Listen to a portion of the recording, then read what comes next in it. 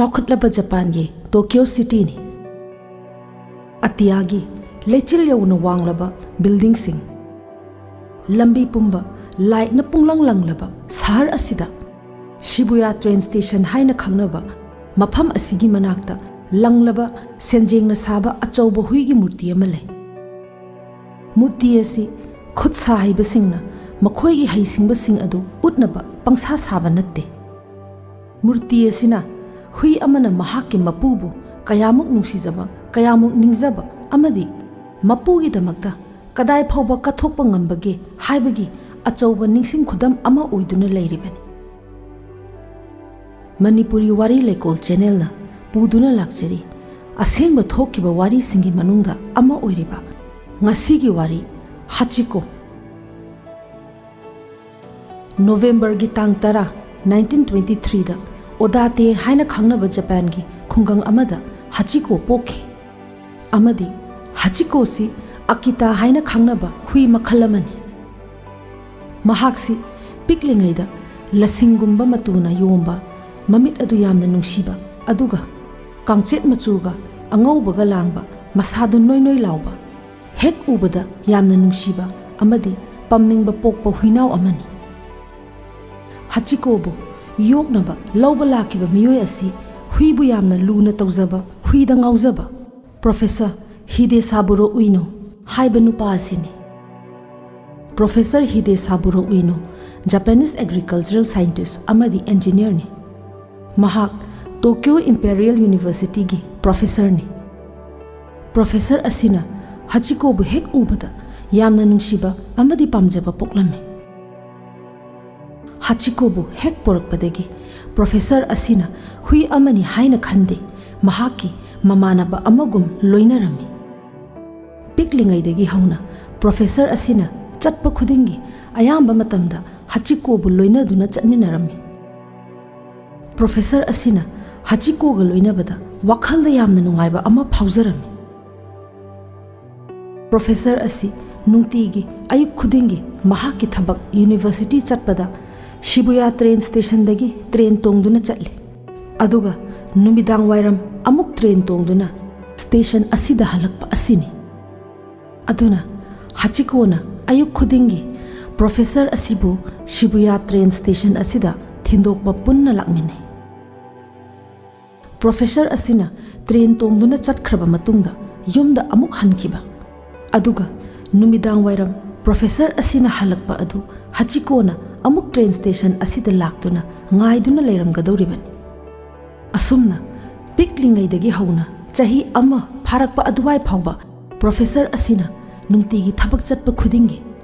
अयुक्ता अमुक थिंदोकपा अदुगा नुमिदांग वारमदा अमुक हलकपा ngaiduna leiba असि हचिकोगी नुमित खुदिंगी मथौ ओइदुना लाखी असुमना नोंग लेप्तना चुबा मतम नुंसाना मै हौना साबा मतम उन्ना खरंग खरंग ताबा थक थक निकपा मखै इंगबा मतमदा हचिकोदी नोंगमता ट्रेन स्टेशन असिदा प्रोफेसर असिबु ngaइरमदबा नुमित लैते मसा पुंबा नोंगना पुंचोट चोटलबसु थक थक निकतुना अदुम प्रोफेसर दो ngaइदुना लेरमि महाकी मपुबु नुंसीजबा अमदी निंगजबा मतौ अदुदा ट्रेन स्टेशन अदुदा थबक तौरिबा मियोइसिंगना हचिकोबु यामना नुंसीरमि मखोइना महाकी चाननबा अचापोटना चिंबा लेबिदुना पिजरगा लुना तौबिरमि अदुबु असुमना यामना नुंसिनना लोइनजरिबा प्रोफेसर अमदी महाकी हचिको लाइबकना असुम थोउ हाइबा थौदोक अमा थोकलमि मेगी तांग 1925 ता प्रोफेसर उइनो लाइबक थीबा थौदोक अमा थोकलमि महाकी यूनिवर्सिटी अदुदा सेरेब्रल हेमोरेज हाइबदी ब्रेन स्ट्रोक अमा तौखिरमि खुदक्ता प्रोफेसर अदु हॉस्पिटल दा पुखिरमि अदुबु मतम ngahak leiraba matungda प्रोफेसर अदु हॉस्पिटल की डॉक्टर ना लेखिद्रे हाइना लौथोकलमि प्रोफेसर अदुना लेखिदबगी नुमिदांग वाइरम अदु हचिकोना ट्रेन स्टेशन अदुदा फना थेंगला फाउबदा प्रोफेसर अदु हलकपा ngaइरमि ट्रेन अदुगी कुमथरकलिबा मियाम अदुगी ममाइदा मुन्ना मुन्ना येंगदुना महाकी मपुदो यावब्रा हाइदुना कुयेंग येंगलमि ट्रेन अदुदगी कुमथरकपा अरोइबा मी फाउबा येंगदुना महाकी मपुरा हाइना येंगलमि नुमित अदु हचिकोना महाकी मपु प्रोफेसर अदु यामलबा मियाम मरक अदुदगी उबा फंखिद्रे ट्रेन अदुसु कुमथगदबा मी लोइरदुना स्टेशन अदु थादोक्तुना चटखरे हजिकोसु मथंता स्टेशन अदुदा फमदुना लेहौरे असुमना हजिको मथंगी नुमित्ता अमुक लाक्तुना स्टेशन अदुदा महाकी मपु अदु ngaizarami नोंगमदगी निनी दगी हप्ता दगी था नुक्ति नुमित खुदिंगी प्रोफेसर अदु ngaibतना हजिको गी मथौ ओइरमी असुमना हजिको ना नुमित खुदिंगी लाक्तुना मागी मपुदु ngaibदु उबदा ट्रेन स्टेशन अदुदा थबक तौरिबा दुकान फमलिबा मियोइसिंगना नुंसी मंदुना चाना थकनबा अमदि लेफम सेंबिरमी हजिकोना ख्वाइदगी थवाई याउना मुन्ना येंगजबसी ट्रेन दगी मी कुमथरकपा मतांग अदुनी नोंगमा लम अदुगी जापान की जर्नलिस्ट अमना हचिकोबु ट्रेन स्टेशन अदुदा थेंगनरमी हचिकोना महाकी मपुबु असुक्की मतिक निंगजबा अमदि नुंसीजबगी वारी अदु खबर की आर्टिकल अमा ओइना फोंगलम्मी आर्टिकल अदु यामना थुना यांगना जापान पुंबदा संदोखिदुना जापान दा लेरिबा मियोइसिंगना शिबुया ट्रेन स्टेशन अदुदा लाक्तुना हचिकोबु यिंगबा लाक्नरमी मियामना यामना ngaklibadi hui amana asuk sangna mahaki mapu adubu halakini haiduna kawba leitana ngaiduna leiriba asini kanaguma miyoi kharanasu